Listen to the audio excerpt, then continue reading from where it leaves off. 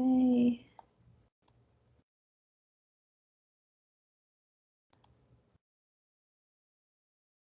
All right, Amanda, can you see and hear me okay? See the screen? Absolutely. Okay, we're going to get started. So thank you everyone for joining us today. My name is Katie. I'm one of the dietitians on staff. Amanda is moderating. She's the other dietitian. She may, have a comment or two throughout the session today. So the topic of today is forming healthy habits, the 7 most important habits to follow on your health journey. So, if you're thinking, oh man, I wish I could be healthier, or I wish I had healthier habits, what should I do?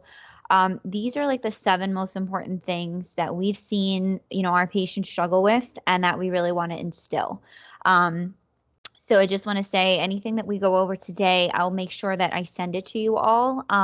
So stay posted with that and reach out to us at the end of the session if you have any questions. Amanda's going to be admitting people as they come in. So just please keep yourself muted. It seems like a few other people are joining us as well. As you're coming in, please mute guys. And Amanda, you can mute them too. And my screen's just loading right now, so I can't do it. Okay. Righty. Welcome who joined. Just please mute yourself. Okay, thank you. So when you're on a weight journey, we start off with, of course, possibly being overweight. And what happens? We go into a restrictive form of dieting. We cut out our favorite foods, and eventually we do see success. However, it often leads to feelings of deprivation. We achieve that short-term success, but the cravings begin again, and we return to old eating habits because we never fully formed them as a healthy behavior. It was just out of restriction. So we want to break this cycle, right? Because losing weight very quickly and yo-yo dieting can be very harmful for your metabolism, for your self-confidence, for your health. So our goal is not to focus as much on weight today as it is on forming healthy behaviors. So an overview, we're going to go over the 2 most important aspects of consistency. We're going to go over the 7 healthy habits to maintain your progress and what to do if you feel like you maybe were on a journey, but now you're starting to backslide so that we can prevent that cycle from beginning again. So I just want to put it out there that health is not depicted in one form. Everyone has different goals. Everyone starts their journey in a different place. Everybody who's here today may be brand new to nutrition, or they may have been doing this their whole lives. Everyone's different. But I want to really make it clear that your weight does not equal your worth. There is such thing as health at any size, meaning that you can be over what your doctor's saying your ideal body weight is and still be perfectly healthy. So when we say a goal weight, we just mean a weight or feeling that you can maintain without that severe restriction. You want to be able to optimize your lab values, of course. Being overweight can put you at an increased risk of heart disease, diabetes, and blood pressure elevation, hypertension, as they call it. So, of course, we do want you in a weight range that's going to allow you to manage those. And of course, forming a positive relationship with food and your body image, because I'm sure everybody, maybe a few people here have lost weight expecting to be happier once you've lost 20, 30 pounds, but those issues are still there. So your weight does not equal your worth, and your weight will never bring you happiness. It's about your health and how you feel about yourself. So a little cheesy, but I do just want to put it out there. Yes, we're talking about weight management today, but mostly on health management. And of course, you want to be able to move in a way that feels good to you and that you can keep up with. So if you're overweight, sometimes it's hard to tie your shoes, walk up the steps, play with your grandchildren. So our goal is to find a weight that you can maintain that allows you to do the things that you want to do in a healthy way. Hey, Katie, just one moment. Yeah, Jim, for some reason I can't mute you, but when you get a moment, please mute yourself. I just gave you control, Amanda, so you should be okay now. Yeah, for some reason his account won't let me mute him. Okay. Everyone else's lets me. All right. Yeah, if anybody's late to join us, just go ahead and mute yourself. Just so you know, this is being recorded. Just so you're all aware. I know a few people have trickled in, so welcome. We just did want to start on time, so I'm just going to keep it rolling, okay? All right, so the next slide here is routine and awareness. So the two most important aspects of consistency are going to be routine and awareness. Without routine, especially one that fits into your lifestyle, there's very little chance that you'll be able to stay consistent, right? We know ourselves, we're all creatures of habit. So if it's not habit, it's likely not going to stick. And then without awareness around your routine and status, it's easy to get caught up in the day to day of life and slip back into unhealthy behavior. So when you're thinking about a health journey, routine and awareness are going to be very, very important. And we'll touch upon awareness in a few slides. So, of course, step one, we'll get this out of the way because we're dietitians. Amanda does, have a certification in personal training, but we do want to focus on nutrition mostly in this. However, exercising regularly is very beneficial as a major health behavior. There are a lot of benefits to exercise, and honestly, like calorie burning is not the biggest benefit from exercise. It's really like you being able to complete something, you releasing endorphins. It's very cardioprotective. Strength training can help you build metabolism because our muscle tone can help our metabolic rate. And it also just helps to build momentum to make better dietary choices in general. So exercising for a calorie burn, it may motivate you temporarily to put you in that calorie deficit, but the most sustainable motivation for exercise actually comes from a positive place. So stress, just having 20 minutes, stress relief, having 20 minutes to yourself just to get out of the house, go for a walk. Or it can be a social thing if you have a group of friends who you like to go walking with, or join a Pilates class, or go bowling, anything that gets you out and moving. So how to make it really realistic if you're not someone who exercises regularly is start with a very simple, realistic goal. 5 minutes a day, 10 minutes a day, 20 minutes, anything. Start very specific. That way you can hold yourself accountable. So this example is 20 minutes, 3 days a week. That's very realistic for most of us. It is good to try and find exercises that you like best. Try new things, switch it up. If you get bored, listen to music, listen to a podcast. It's very boring, I think, just to walk and not listen to anything. So I find that works for me. We've also heard that it's helpful to schedule it like an appointment. You wouldn't blow off your doctor's appointment, or you wouldn't blow off lunch with a friend. Treat yourself as if treat your exercise like it's an appointment or it's a meeting that you have agreed to, so that you can be more accountable. And then lastly, try to have a backup option if your exercise is weather dependent. So example, this summer it's been really hot. It's been rainy a lot. If your only exercise is walking outside, you have a lot of excuses to not do it. So try and find other alternatives that you can do if it is externally impacted. If you only go walking with your wife or your partner or your husband, if your wife doesn't want to go, you can't let that be an excuse. So you have to hold yourself accountable and have a backup option if that's the case. And then, of course, always speak with your physician if you have any physical limitations to your exercise.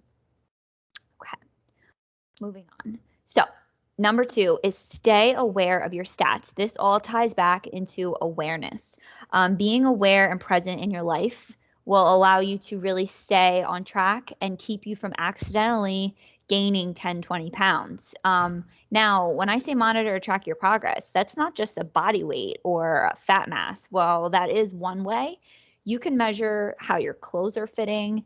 You could take a tape measure and measure your waist circumference. Taking pictures of yourself for progress is a great way, especially if you're a female, because our weight fluctuates so much, but we may see photos of ourselves from, a few years ago where we look different. So taking pictures of yourself, noticing how you're reacting to physical activity. Can you now tie your shoes? Can you walk up a flight of stairs without being out of breath? Keep track of those things, whether it's in a journal or your phone or just in your head, because that's going to help keep you on track. And then, of course, blood values like your cholesterol, your A1C, your blood pressure, those are all statistics that are directly linked to your health behavior. So keep some form of track, whatever way you feel like will hold you accountable best. I also note that sometimes doctors' scales are erroneous because they don't account for the time of day or like your clothing, like clothes and shoes, your wallet, your gun holster. There's so many different things that could be going on at the doctor's office. So if you are going to use a scale, use your own scale at home first thing in the morning. We call it a dry weight. Use the restroom before you get changed. That's going to be a dry weight. Because if you went to the doctor in the afternoon, you could be 10 pounds different and not really know it if you're not taking your own stats. All right, so habit number 2, stay aware of your stats. Moving on to habit number 3. Now, this is going to sound a little interesting, but try and eat similar foods. What I mean by that, variety is the spice of life. Variety is great. We can have variety in the way we season our foods, but keeping your food similar in the pattern that you eat will help decrease the number of food decisions that you make each day. The more food decisions you have, the higher likelihood it is that you might get stressed out and you might make a poor choice. If anyone's ever started a new diet or started a new program, it can be a little overwhelming trying to figure out, well, what am I supposed to eat every day? And that can lead us to feeling frustrated. And you know what? I'm just going to go get fast food, or I'm just going to get pizza because pizza's easy. So having a structure in your life and your staple foods that we call it will be helpful. And I'm going to be providing you with some examples of this as well. So we always recommend finding a few breakfasts, a few lunches, and a few snacks that are just always in your house, in your freezer or your pantry. And then you get variety by, different flavoring and different methods of cooking. So you can see on the right, it says pick a protein. We got steak, we got salmon, we got chicken, ground beef, eggs. We have carb sources here, vegetables, of course, we're going to include in our diet, and then a little bit of fat. And you can cook in bulk, throw it in a Tupperware, and move on.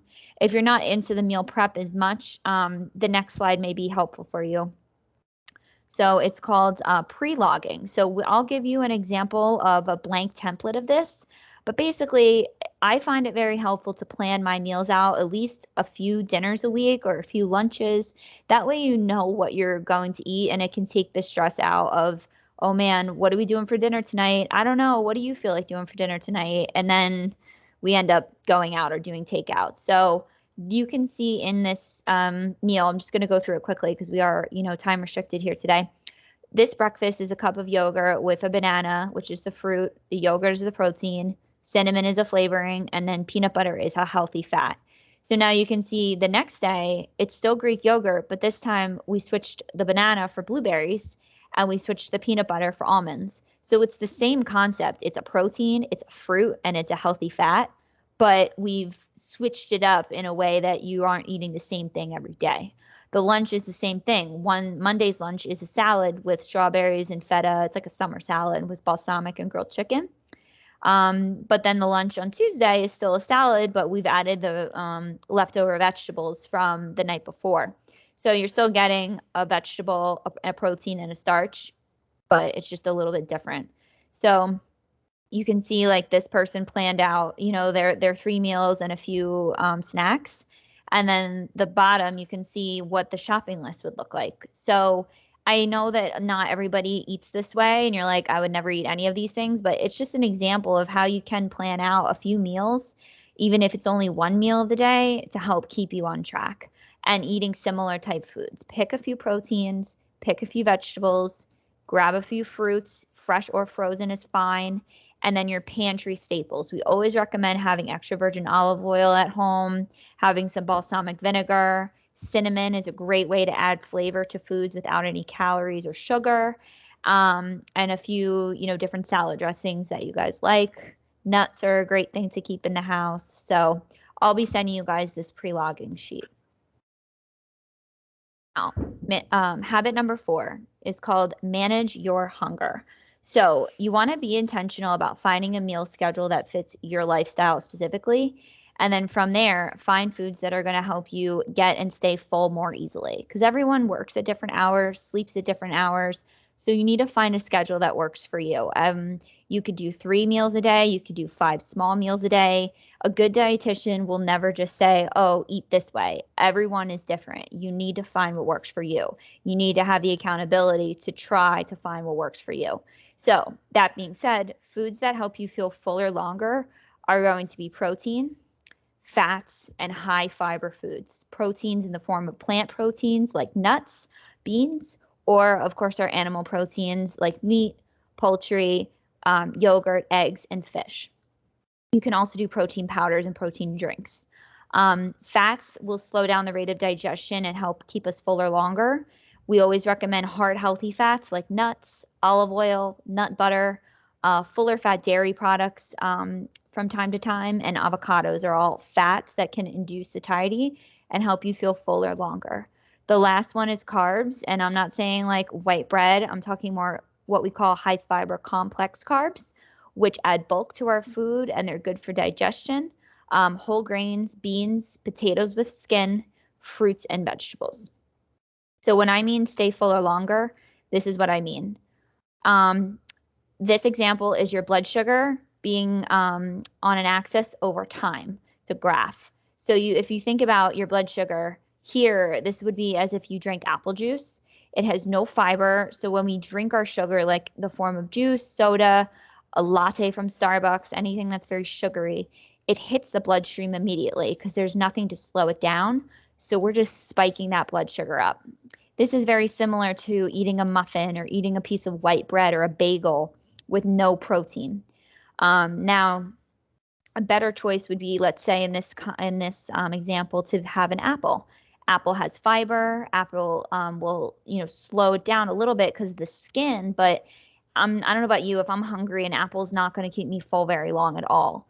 Now, the best choice here would be having an apple with example being peanut butter. Peanut butter is a healthy fat and it can help us keep us fuller longer. We can see our blood sugar is going to be stretched out a few hours versus just drinking juice that doesn't have any protein or fiber in it. We have some examples of this on our snacking cheat sheet as well, if any of you are familiar with that. So this is the healthy habit number 4, manage your hunger. A lot of times people think they need to lose weight by, starving themselves, and that is so not the case. When you are trying to lose weight, again, you want to be in a slight calorie deficit. You don't want to be in a huge calorie deficit, meaning if you're somebody who needs to be on like a 2,000 calorie diet, you wouldn't want to eat only 1,200 calories or 1,300 because that's going to be too low of calories for you. You're going to lose weight quickly, of course, but eventually that metabolic rate is going to slow down and you will gain the weight back. So if we can do a slight caloric deficit in around 250 to 500 calories for what you're currently eating, that is the best way to lose weight, in my opinion. And I think Amanda would agree as well. Back to our habits here. Habit number 6 is going to be set your daily priorities. So wake up and have a clear outline for your eating and exercise. The pre-logging is a great way to keep on track. So that pre-logging sheet here, you can plan out your exercise for the week and treat it like an appointment. Oh, at 3:30, I'm going to go for a walk, or I'm going to make an appointment with my personal trainer. So that way you can really set a goal for yourself. So waking up and being aware of what the day looks like, what your meetings look like, what kid needs to go to what sport, it allows you to plan out your life and set your priorities, because the only way to really be your best self is taking care of yourself and then taking care of others. So we always say put the oxygen mask on yourself before putting it on others. Of course, we all have our responsibilities, but your health, if you are, here today, it tells me that you think this is important. So just remember to try and set your plan for the day. Things will happen, of course. Things don't always go as planned, but it beats, nothing at all. We say fail to prepare, prepare to fail. So if you don't have any idea what you're eating for dinner tonight, I would start thinking about it, because when the time comes, we don't want to make the game time decision. It's best to have a plan. And that will help grocery shopping easier as well. Now we say also keeping like a break in case of emergency snacks in your desk drawer or your car or your kitchen. That can help prevent those game time decisions that we talked about. So the summertime, it's a little harder because things melt, but keeping some granola bars in your car or keeping some nuts, things that are shelf stable that aren't going to go bad. That way, if God forbid you're a little late taking Timmy to soccer practice, you guys don't have to run to McDonald's. You can grab that granola bar that's already in the car, or keeping some desk snacks available so that you don't go to the vending machine, because we are in our nature going to do things that are convenient. And by setting priorities for yourself and setting yourself up for success by having convenient snacks with you, it's going to make that choice such a no-brainer. Oh, I already have a hard-boiled egg in the fridge. I already have a yogurt in the fridge. Let me have that at 10 a.m. instead of going into the break room and getting donuts or getting another iced coffee with sugar. And these are all just very realistic examples. So I hope it resonates with you. I also realized that we skipped habit number 5. So I guess it's only six habits, but that's okay. Moving on. So the last very healthy habit, and if you've ever, done a session with Amanda or I, you've probably heard of this before, but it's called mindfulness. And mindfulness is the quality or state of being conscious or aware of something. So we can be mindful eating. And of course, that's where Amanda and I specialize in our nutrition practice, meaning being conscious of everything that you put into your body, and trying to focus on the task at hand. What does the flavor of the food taste like? The texture, the quality of the food in which you're eating, the speed in which you eat is all important. And those are all mindful eating practices. Mindful feeling, being conscious of, am I really hungry or am I full? How am I feeling right now? Could I have another portion, or maybe I should take a break because last time I overate, I didn't feel so good. I had to unbutton my pants like it was Thanksgiving. So I want to prevent that feeling. So that is, mindful and intuitive feelings in our body. That also resonates with, am I hunger? Am I actually hungry, or is this just a craving? Was I hungry, or did I just see a Wendy's 4 for $4 commercial and now I'm all of a sudden craving a Baconator? It's that being in the state of presence and saying, am I emotional? Am I just bored? Am I stressed out? Or am I truly physically hungry? And knowing the difference between the two. And we could do a whole nother topic on just hunger versus craving, but we'll save that for another time. Now, the last one would be being mindful of your physical activity. So sometimes we forget to breathe and just take a minute just to live in our bodies and say, how am I doing with this workout? Could I push myself harder? Should I take it easier? So mindful exercise and getting more mind-body connection. If you're someone who lifts weights, it's good to be in the moment and really think about that, muscle to mind's connection. Again, I'm a nutritionist. I am not a physical personal trainer, but exercise was habit number 1. So it isn't something that we can just sweep under the rug. Exactly. But and it's about like feeling the weight. Like, so if you're moving a weight or you're exercising on the stationary bike or you're running, it's really important to check in with yourself through each set or each movement. Say you're doing like a 1-minute push on the bike, to say, am I pushing myself? Is my heart rate where it's supposed to be? Does the muscle feel like it's working? Am I challenged, or am I doing too much? So it's checking in periodically each set, each movement. Definitely. So this habit of mindfulness and the logging can be helpful if you feel like you're backsliding. So the next slide is a copy of our mindful eating log, and you'll be provided with this today as well. It's just a 2-page, 8x11 piece of paper that you can fold. And it's food journaling, and it doesn't have to be about calories. It's just about being mindful of what the heck you're putting inside of your body. So this example is, what day it was, what you ate that day, and then you can kind of assess how you did. Did I eat my vegetables today? Did I eat any fruit today? Did I drink water? And our goal, like for you guys, is 6 to 8 glasses of water, 3 to 5 servings of vegetables, and 2 to 3 servings of fruit per day. But everyone's different, so just kind of use it as a goal. And then all of my eating was conscious and purposeful. So that's kind of an interesting thing to check back on. It's like, did I really eat out of fullness at all meals today, or did I just maybe overeat because I was bored or I was feeling stressed? So this is a great little mini journal that can help get you back on track if you feel like you're backsliding. Did I exercise today? Yes or no? What did I do? How would I rank my workout? Did I really push it, or was I kind of easy on myself? The only person that's going to hold you accountable to any of this is you. So we're here to guide and support you, but at the end of the day, you are responsible for the way you move your body and what you put into your body. And our goal is just for you to feel like your best self and that you're mindful.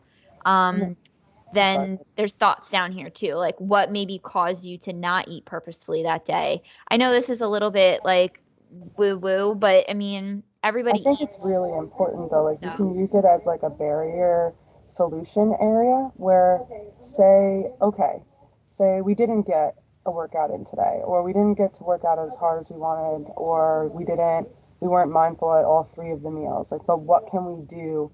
What gave us trouble today? And then what can we do to be a little healthier next time to create a solution for ourselves? Because that extra step of saying, what can I do differently after, instead of just beating ourselves up and say, oh, well, that was it. That's life. Well, totally. yeah, take a moment and say, all right, well, how can I fix it? Everything in life can be fixable with small, small steps. So, and if you Mhm. ever have a problem figuring that out and it's in between appointments, just give us a call, shoot us a message, let us know you're struggling because we're here to help. That's what we're here to help. Yeah, and that's actually such a great topic that you brought up, Amanda, is barrier and solutions, because a lot of times when if I can go back to the first slide here, this this is where we really struggle. It's I've done it. I've cut out all the foods. I'm killing it, and then holiday happens. I go on a 2-week cruise with my family. Christmas happens, birthdays happen, a pandemic happens. How did I get back to square one? And it's not about beating yourself up, and it's not about feeling guilt or shame. Just It's like what about, changed. yep, what changed and what could I do better and how can I change that habit? And then it kind of brings us into this topic here of, what's going to work best for you. And for anybody who joined late, we're just trying to reiterate, like, your weight is not your worth. And yes, we think weight management's important, but today's topic was all about health management. So, um, I will be sending a PDF of all of these slides to anybody who's here today.